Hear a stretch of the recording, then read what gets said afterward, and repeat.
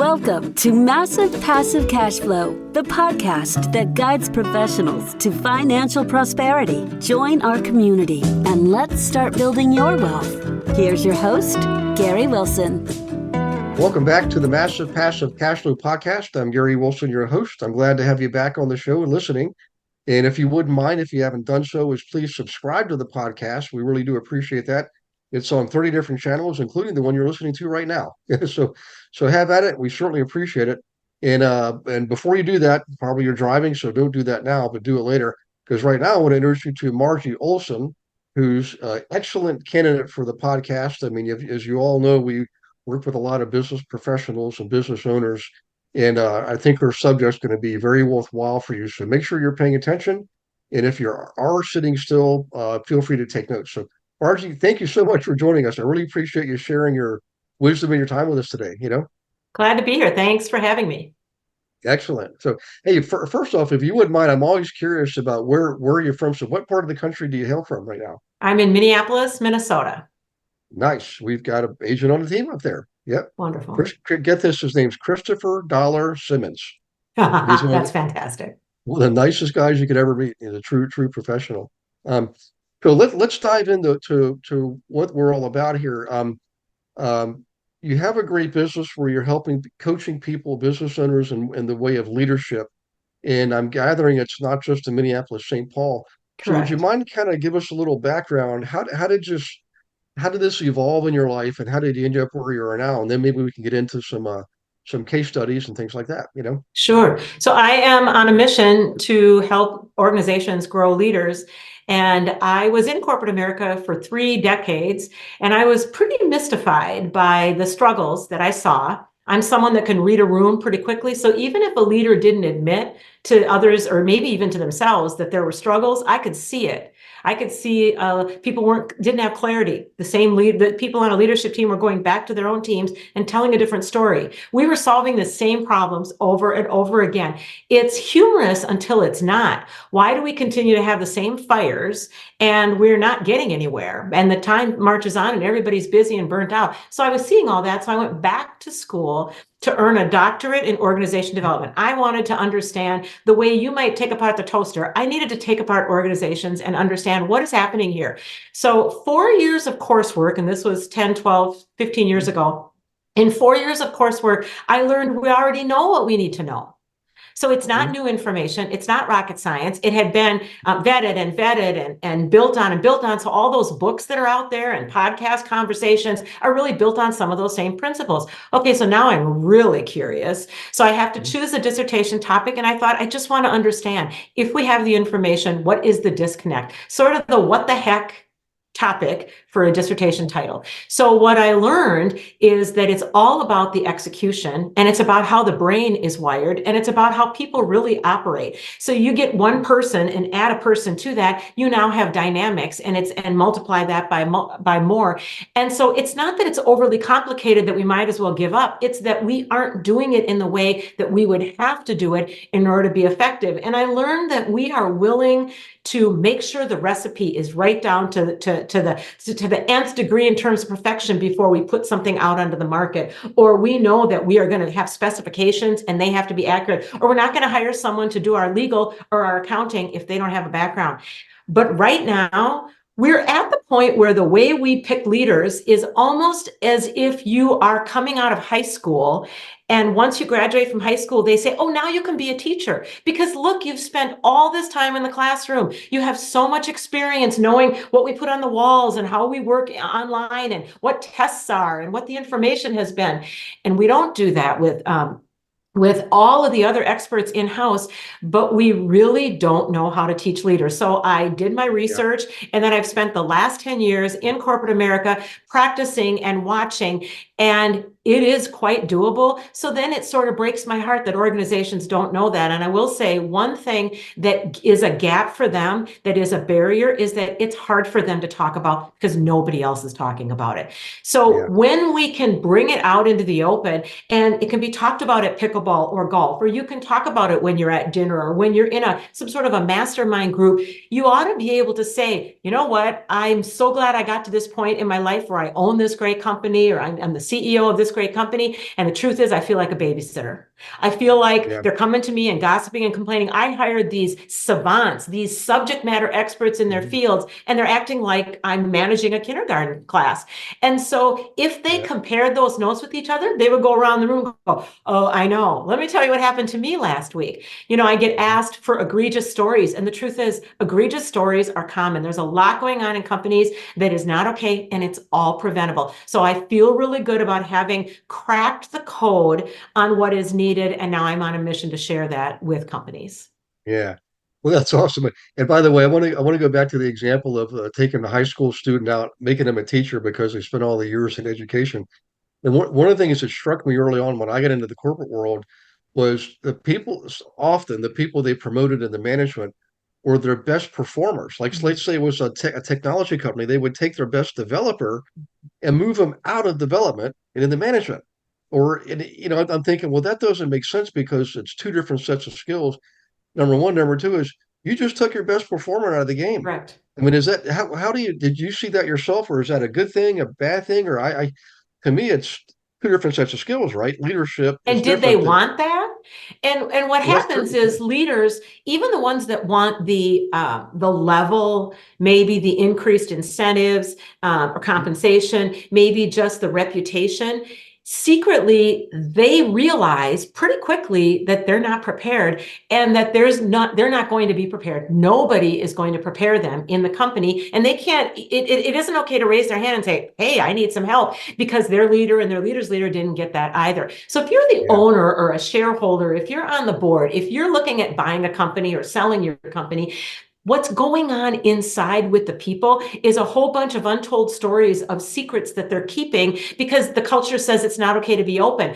Once we say, well, we're going to build leaders and we're not going to do it in a week. We're not going to do it in a 2-day offsite. We're not going to do it in a training that we're just going to have every department participate in. You've done all that and that didn't work. We're going to do it in the way that you grow lawyers or you grow finance people. We're going to grow leadership because we know how, because it's not rocket science.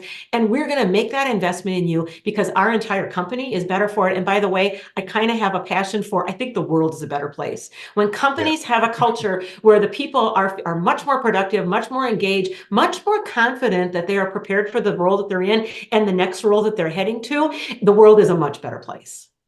Yeah.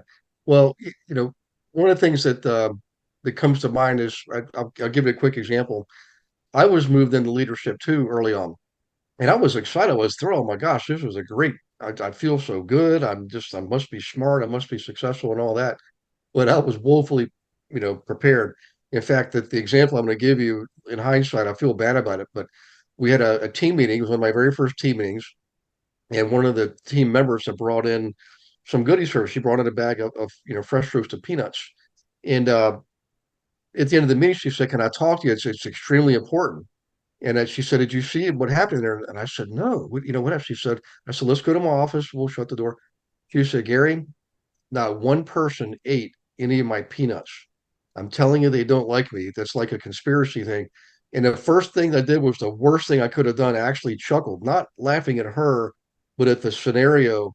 And that was the worst thing I could have done because she was in tears. And I thought, should I call human resources? I mean, I was completely unprepared and not ready for that. Over time, I had to learn from the School of Hard Knocks. I did have some great training, but I paid for it on my own. I ended up building a company on my own and getting outside training.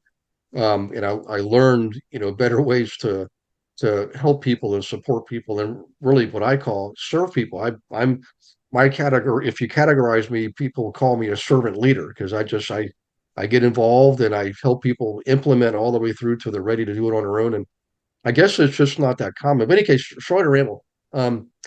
What for someone who's growing a business, let's just take an example.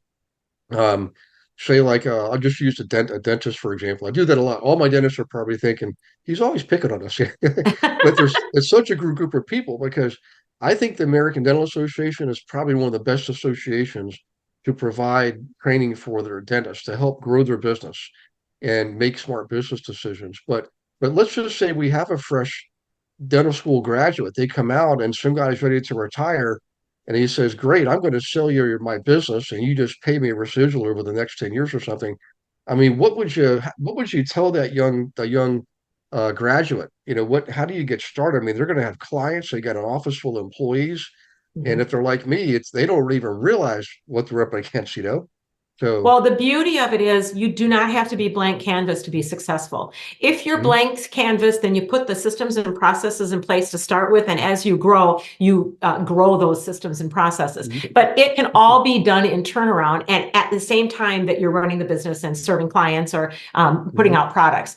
So I developed what's called Top Team Accelerator, and I'm launching that approach to pull together all of the pieces that I learned along the way that are on the short list. We don't do anything extra. You can read a book and it can be different than book A can be different than book B, but the principles are the same, and then maybe they add some things. I'm focusing on those absolute you have to have. If there's even one piece that's missing, you're going to have your table's going to wobble. And so there are 4 pillars. The first one is teamwork. The second one is okay, commitment, which is clarity and alignment. The third one is accountability, which is where we deal with the operations. And the fourth one is performance, which is metrics and pulling it all together.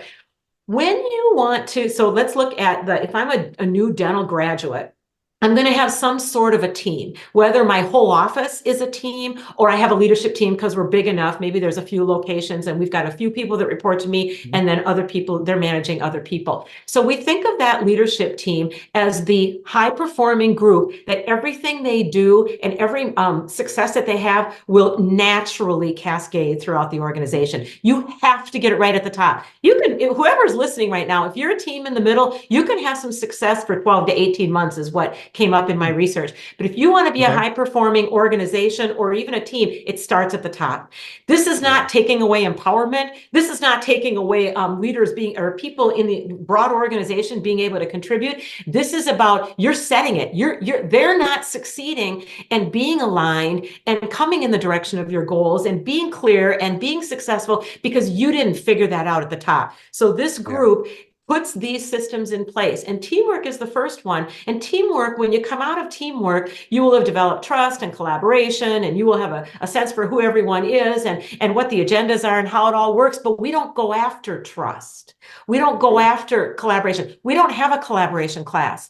What we do is we use the pieces that we know in the social world about mhm, self-awareness and organizational dynamics, mhm, and we take everybody and meet them where they are and grow their self-awareness through assessments and activities. mhm, And we start the process to have real conversations. So it's very difficult to just pick up and start to have mhm, real conversations with people that haven't had that. So we start at the top and you do it on your own. So if you'd had that example with the peanuts for the staff member, after you'd already built teamwork, you would have already yep, had open conversations about, well, sometimes yep, we get caught off guard, or sometimes we have right, feelings and we don't share them. But by then, you and she would have already known that she had some other things going on, and you would have been yeah, able to work on those. So rather than working on quote unquote her development, you're working as a team. So in teamwork, people come out of it having gelled as a mhm, well-oiled machine as a leadership mhm, team.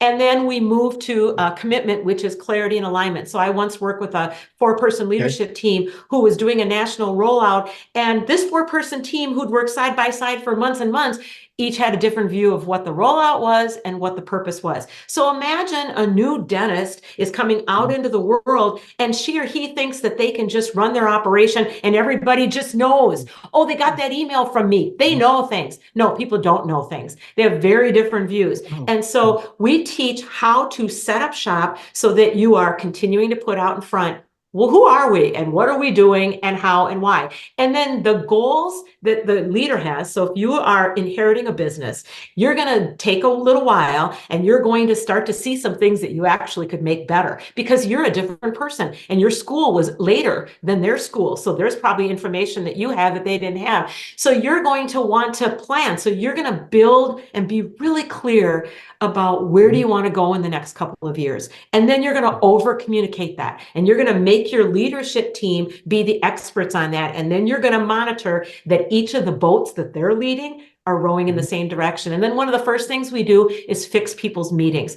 Meetings are an $85 billion problem in the US, Forbes says. And that is unfortunate because we know what to do about meetings. As a matter of fact, I could do a little survey. Many people have heard the quote unquote basic principles of a high performing meeting.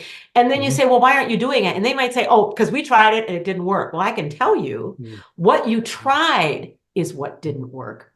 And that goes back to, and this would be the one of the important things I would say to this person coming out of dental school is, let your information about the anatomy of the brain serve you well, because leadership is all about dealing with people's brains, and people's brains are keeping us alive. So 99.9% of our day is automatic pilot. So all those leadership capabilities and leadership processes that you're doing each day, how you talk to people, how you conduct your meetings, how you run the budget, how you sell your business and buy a new one, all of that, those are habits. Now, we think about our habits about whether or not we're exercising. We think about our habits about whether or not we're eating, certain types of foods that are healthy. We think about our habits for having open communication with the people that are important in our lives. But I think we forget, actually, the leader all day long, those are habits. Well, you don't change a habit overnight. So if you go to a class and learn how to run a better business, that doesn't mean that you are able to turn that into memory and put it into action. So we come in and work with the brain. And I love James Clear, Atomic Habits. We do not rise to the level of our goals. We fall to the level of our habits. Your leadership day, you are the owner, you are, let's say you have a portfolio, everything you're doing every day, those are habits. So when you want to have better meetings, when you want to have all the boats rowing in the same direction, when you want to have people working on your goals and not their own, when you want to reduce politics and fear of missing out, FOMO, reduce gossiping and complaining and all of those things, you need to have the knowledge for how to do that and develop better habits. Yeah. I like that. You fall to the level of your habits. And there's a great book. I think it's called The Power of Habit. I forget the author's name. And but it really helps you understand, like you said, how and why our minds work the way they do, and how the habits develop, and why it's so important to understand that process. Because if you do, then you can control what habits you're nurturing and which ones you need to change and which ones you need to develop new. Yeah, and the way that I work, the way that I coach is so many times people have had coaches or consultants and they either like how they feel, but it doesn't ever turn into action, or they don't like how they feel and they sort of find a way to not have that partnership anymore because it triggers their feelings of shame or judgment, or I must be the only one, so I must not be as smart as I thought, or I must not be as capable as I thought, or I got to do this imposter syndrome thing. I got to hide because I think I'm the only one that. And the truth is, I like to help leaders feel just where you are. It's your brain. It's okay. You didn't even have anything you could do about it until you learn the information that we need to know to be a better leader, and then do the things that put it into practice so the brain can commit it to memory and turn it into habits. You didn't control that before because you didn't even know it, and the brain is in charge. So when you lead the brain, you will succeed, but it is not that you failed before, it's that you didn't know. Did you know that you can participate in class every Monday? We call it Monday Night Live, 7 p.m. Eastern, with me and dozens of other investor agents from around the country, in fact, the world. Every Monday, totally free. No selling, no recruiting, just straight up education on anything and everything in real estate. And we have a lot of good guests coming on once or twice a month, bringing in expertise on subjects like how to buy a house with crypto. Okay. How about them apples? What about AI? How's AI affecting our business? How about the metaverse, blockchain processing? We're already using it in title work. So come on to Monday Night Live. Be ready to take notes and ask questions because it's live and engaging, and you get to participate by asking questions and meeting others. So we'll see you there. Go to realestatewithgarywilson.com, click on the resource tab, drop down, and you'll see Monday Night Live. And in there, you can see one of the most recent classes. But more importantly, you can register for class as many as you want going up to like the end of the year, I believe. So in any case, do that. We'll see you on Monday Night Live. Look forward to meeting you in person. Take care. Yeah. Well, I love that. So we got the first that you build your leadership team, then you got commitment. And the next one I had, I'm pretty sure wrote this down. Accountability. Yeah, that's the big one. It is. And let me say a word. Let me say a piece about commitment. So the clarity and the alignment is critical. And unless you do some sort of intervention or assessment or just check for understanding, you don't realize that the people that you spend so much time with do not tell the same story as you, and they're going back to their lead teams and leading them differently. And then they're coming back to you and they're complaining, this product isn't working, or this, we're positioning for this IPO, or we're wanting to buy this one company, and we're not meeting the goals, the things we said, because of this team over here or this team. But if you really look closely, that leader doesn't even realize he or she is not aligned with the other leaders and everybody aiming your direction. So we make sure that everybody becomes an expert on what the leader's goals and priorities are, and the process for always knowing. So if I'm a leader, my job is to build my processes for how I articulate those goals and priorities, and then keep them ahead of us. And when they change, that's fine, but they shouldn't change, hopefully, very often. And so you ought to keep at it. And eventually somebody figures out, oh, I've been trying to do this thing over here with my team because I actually like it better, or I think I'm smarter, I think it's going to work better, or this is what I'm good at. I kind of want to do this thing over here with me or my team because this is what I'm good at. Eventually, that all becomes clear. It's like shining the light on the secrets. It's been a secret that you haven't been clear and aligned. So get that all in place. And once you do, then you turn your attention toward the operations. Do you have your operations that you've had for years? Are they the operations of today's goals? Are they the operations of today's priorities? Do you have a dashboard that has 27 metrics on it? If you have, so that sounds like a really amazing dashboard. Somebody was really smart to put that together. But your people going up and down in the elevator, their elevator pitch for what you're going after and how it's going, they can't manage 27 metrics. So they're not managing at all. So they're coming and saying sales are great, or sales are not great, and here's why. The truth is, when you have 27 metrics, you can't tell me why sales are going well or not. So what we do is we pare back the ones that can work on automatic pilot, and we choose the ones that leadership team needs to be watching so that they can tell the same story over and over again and compare notes at all times. And some of those metrics are behaviors. So it's very common for leaders to confide in me. I cannot believe the gossiping and complaining. I cannot believe that they come to me and talk behind the back of someone that they work with side by side every day. So I like to build in the teamwork phase to make it clear that gossip is not okay. To make it clear that complaining is not okay. Don't come to me to solve your problems. Work together. So get clarity and alignment on what the expectations are and how we're going to kind of be doing that now. We're going to be checking on that, and then have a check-in about it. Hey, sounds like there's still some gossiping going on. What do we want to do about that? Because if you're only talking about what you think are the hard metrics, like what's happening on the production line, or the number of sales, or a particular dollar value, if you're only doing that, that only happens because people are doing that. If you're not looking at the behavior of your people, you're missing one of the greatest strategic views of metrics and behaviors. I like to say that so when I'm working with a client, I like to think of the work that we're doing as 95% on the dance floor. And by the way, we don't go off and work with a fictional case study. We do their work. Everything I do when I'm coaching them and teaching them and practicing, it's all their work. It's whatever they're doing. 95% of it is we're dancing. So the leaders on the leadership team and the leader, we're dancing, and we're learning how to dance in different ways, and we're learning how to dance better than what we had. We're building on what we had. We're going to spend 5% up in the balcony.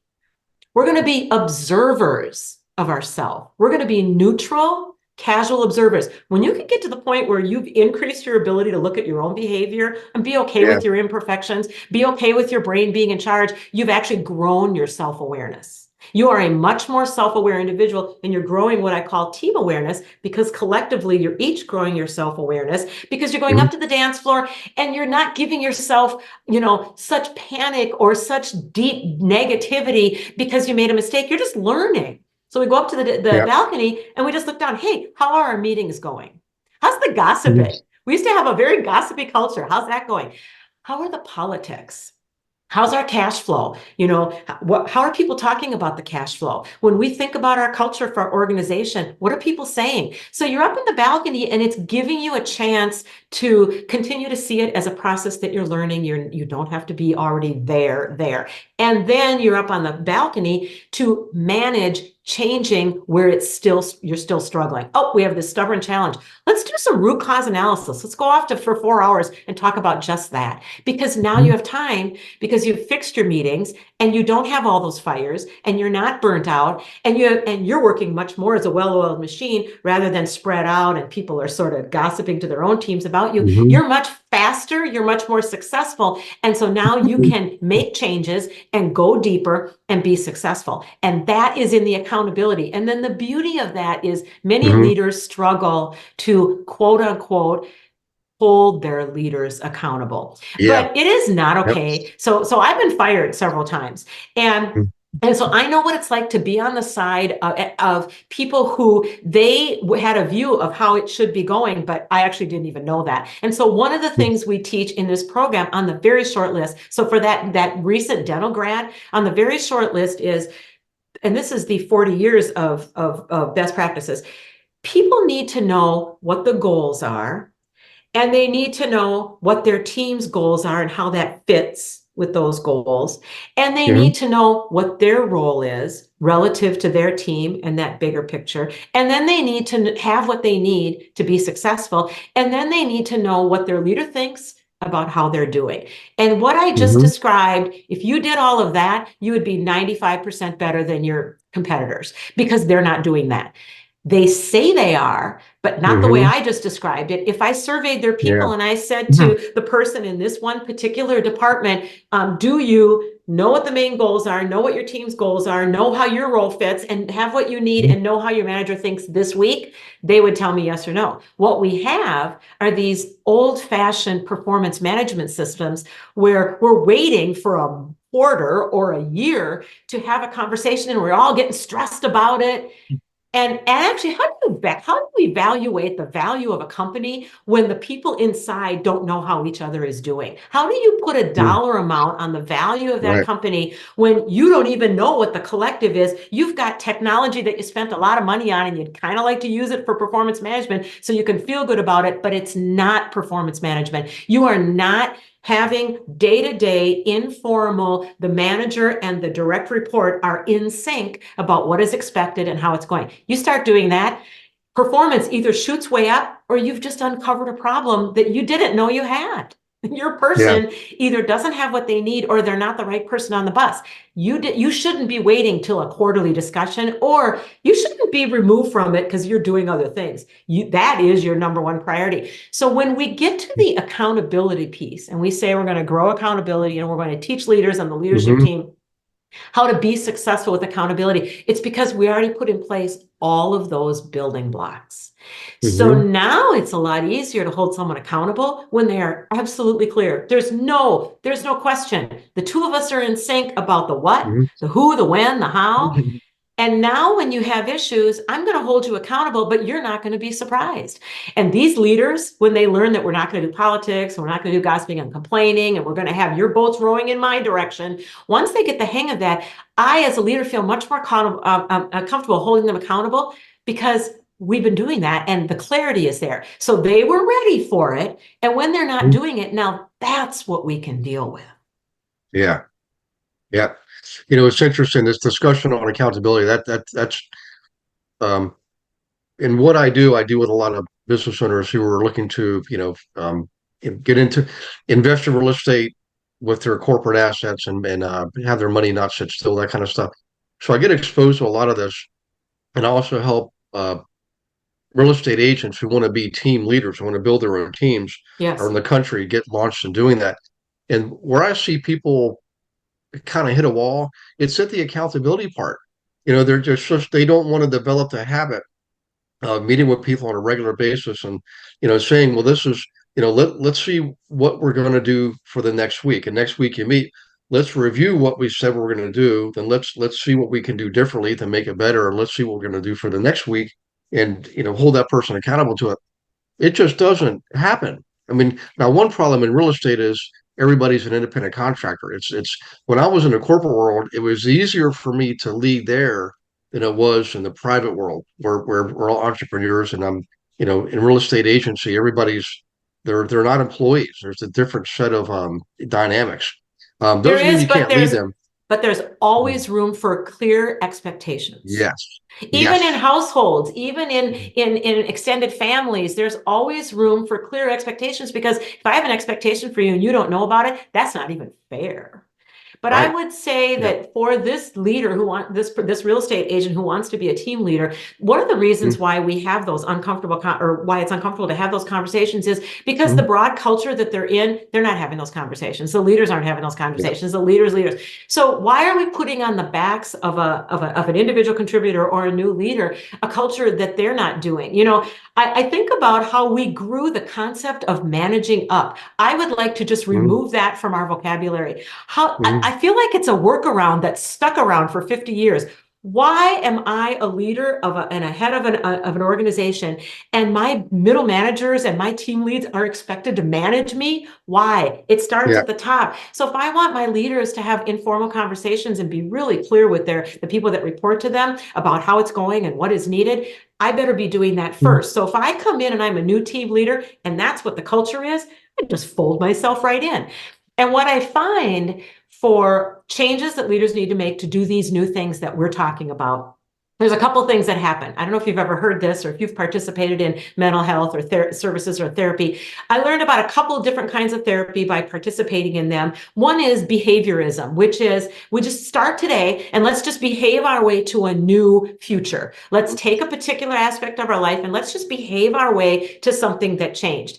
And then the whole psychoanalysis is let's go deeper and let's try to understand what's you're being triggered by, where was the root cause of this and whatever. So what I like to do with organizations is let us start and do the learning, put the building blocks in place, put the systems and processes in place, and then let's practice. And there will be some things that'll just change because you changed it. And it's Mhm. beautiful. And the success starts to snowball, and people get really fast at having productivity and things be new and better because they didn't have that format before. They just didn't have somebody Yeah. doing that or leading it. Somebody wasn't in charge of it. They didn't want to have to make everything happen. Once it starts to snowball and you have some parts of the machine that are operating very smoothly, and then you're going to come to these places where there's friction or it's not happening, or you do it for a while but then it reverts back. That's where we look at, so we go back deeper, we do a little root cause analysis, we have longer conversations, we try some things and we do some trial and error, because that's what's called for. But when you first just try new things and try to act your way into the future with the right pieces and knowledge in place, some of it automatically corrects. It's a beautiful thing. And then you've just freed up time and space to go at the more stubborn ones. Yeah. Um, I have a question for you now. When it comes to metrics, there's a philosophy I learned years ago, and I can't remember where. His name was Paul Roth, and he worked on the Star Wars movie uh, series with I guess that was maybe Steven Spielberg, or Mm. I can't remember. But in any case, he said what they would do is when it came to metrics, they would have what they call three tiers: floor, target, and game. Floor would be like minimally acceptable. Target is what you like statistically think you should hit, and game is what you really want to aim for. Is that reasonable or fair? Is it applicable? Maybe it's a different industry by industry, but we do use it in real estate because it works well. But when I was in IT and banking, that's we really couldn't use that too much. So at Well, least in the that's town, but because when you were in IT and banking, you probably didn't have a lot of decision-making power. yeah. When you are the leader and the leadership team and you have identified the goals that all persons should be aiming in that direction, Mhm. then you can have metrics that are much clearer and much more laser focused, no pun intended to the Mhm. Star Wars. But what happens is these beautiful dashboards, 27, I've seen them with 100, Mhm. 100 metrics. Oh yeah. Wow, that they paid somebody a lot of money to put that together, but they're not able to use it. It's a beautiful Right. thing, but they're not able to use it. So when you put these systems in place because you are the one that has the goals, you have a much better idea how you're going to know how you get there. So this is an example of conversations that you get to have as a leadership team because now you have time and space. How do we know if Mhm. we are So let's say you do segment. There's a good, better, best. Mm-hmm. You're going to segment your priorities and your goals only Mm-hmm. if you can. So if something truly is willing to just be good, that will be good enough so that you are the success that you're looking for, you can get there with good enough. Great, have that be your aim. But better or best is not because you're willing to give up some success, but because you've Mm-hmm. identified success will look like this if we get to this level. These Mm-hmm. are the conversations you're not having, and somebody is coming up with these metrics or coming up with these targets Mm-hmm. off away from you. And so you're Yeah. not even, so it's in silos. Your whole organization's in silos, and this piece is in silos. So your goals and Mm-hmm. priorities, once you have those established and people are clear, those same people now have time and space, and they go off and they use their intuition and their knowledge and their education and their experience, and they together talk about what should our metrics be. Now that may seem Mm-hmm. like, oh, that's a recipe for disaster, or they're not the experts, how would they know? Mm-hmm. You have those conversations, they know every time. They Mm-hmm. know every time. And sometimes good, better, best is the way that you're going to cascade change throughout the organization. So let's say you Okay. want to fix your meetings. Everyone Mm-hmm. needs to fix their meetings, and you can do it tomorrow. Everybody who's ever listening, everyone can fix their meetings no matter what your meetings are. So, but let's say you've got, 1,000 people, or you've got 10 people or 20 people in a practice that you've just inherited, and they don't trust you, they don't know you. Maybe they Mm-hmm. wanted that job and now you have it, or you bought it, you have capital, and they're not thrilled about that. They don't like change. So you're going to give yourself and maybe the leadership team a view of when you're going to segment out what the changes are and when. That's a good way to see the way that you just described it, the good, better, best, or Yeah. however you target it. But I think it's a good, what the practice that I've seen that works is you can go for the moon because Mm-hmm. you've just cracked the code.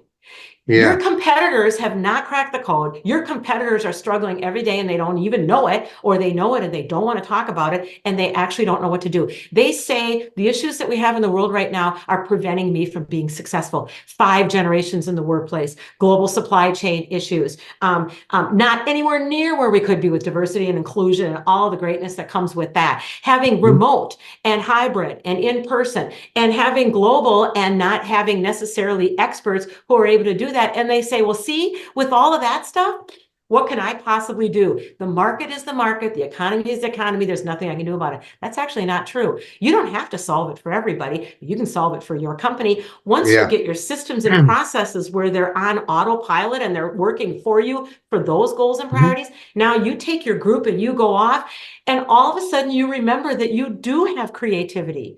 You have one person who's really good at banking knowledge and remembering it, and somebody Mm-hmm. else is really good at taking action, and somebody else is really good at facilitating where you're at in the process. You will be able Yeah. to build on the collective of that because people aren't burnt out. They're not fighting fires, and they're turning their phones off. They're in that room or in that remote situation, and they're completely present, and they feel Yeah. good about it. Now they come up with metrics that they hadn't come up with before because they just didn't have that time and energetic space. Yeah. Well, I really love this. I know we're probably going past the recommended half hour, but it's such a you know, and uh, in, sort of intense, but really important process. And I know people listen to this thinking, "My gosh, there's so much I'm not doing." But I want you to relax. If you're listening, I want you to relax. It's just like anything in life, you don't eat an elephant all at once. You take one bite at a time. And there is a way you can learn to do this, and that there. So on your website, you have a page people can go to, Marcy, to get a Yes. case study. Is Yep. that right? They can download the case study, and then Okay. the case study shows how all of these 4 pillars get Mhm. implemented with real people that actually did it. And those people had the same questions that everyone has. I can't do all of this. No, but what you also can't do is all of the difficulty you have right now. Right. This is so much easier. It sounds like a lot, but if you really step back, if you went to your own balcony and laid Yeah. out what your day, week, and month coming up is like, it could be overwhelming. This makes it Yeah. easier, and success comes quickly. So my website is www.oleson-consulting.com, olson-consulting.com with the extra E. And then I'm on LinkedIn every day, posting content, showing you how you can Okay. fix your meetings right away, showing you what is the short list of ways that people can implement right away. And that's Margie.Oleson, Oleson. I'm on LinkedIn every day. Excellent. Well, for everybody listening, I wanted to give you something here too. I can tell you from personal experience that this is something that you want to take seriously, and especially this time of year. It's end of the year, beginning of the new year, perfect time to get this going. You should do it all the time. But I want to give you an analogy. If you were driving a car a lot and you didn't stop to change the oil and Mm, work on make sure the infrastructure was sound and solid, tires and brakes and oil and the whole 9 yards, your car is going to break down. Your mm, company is the same way. If you don't take care of it, if you don't build it correctly and keep it a well-oiled machine where everybody knows what the expectations are, you're communicating clearly, you're going to have problems, and they'll continue if you don't do anything about it. It's like you're investing in yourself and in your business by doing this. So the website again, go to the website. The spelling is Oleson, Oleson dash consulting.com. And if you want the case study, do the / case dash study / and that's how you get the case study. And then and again, you're on LinkedIn too, Margie. So that's awesome. So same thing. Just if they just go on to LinkedIn and look for Margie Oleson, they'll find you. Okay. yes, Okay. yes, Excellent. So yeah. well, listen, I got to tell you, you definitely brought the golden nuggets today, man. That was a lot. You gave so much content, and I'm so grateful because it's you're definitely a giving, serving person, Oh, thank you, and it Gary. shows. So yeah, and for everybody listening, if you could do us a favor, both Margie and I, is leave a review for the podcast. Your review is our payback. Obviously it's a community service, and we do this to grow our network and serve. But the payback we get is your good reviews. I can't emphasize that enough. So if you do that, that'd be really awesome. We appreciate it. And go visit Oleson Consulting, right? Oleson-consulting.com /case study with a dash in the middle. And before you leave the internet, go visit globalinvestoragent.com and select yourself an investor agent to help you use your corporate assets correctly to invest in the correct kind of real estate. You should own the business you practice out of. I'm sorry, the building you practice out of. My philosophy, of course, but I think if you do that, you'll have revenue being generated and growth in your assets in two different forms instead of just one. And while you're at it, use some of those resources to contact Margie. Make sure your business is running like a well-oiled machine.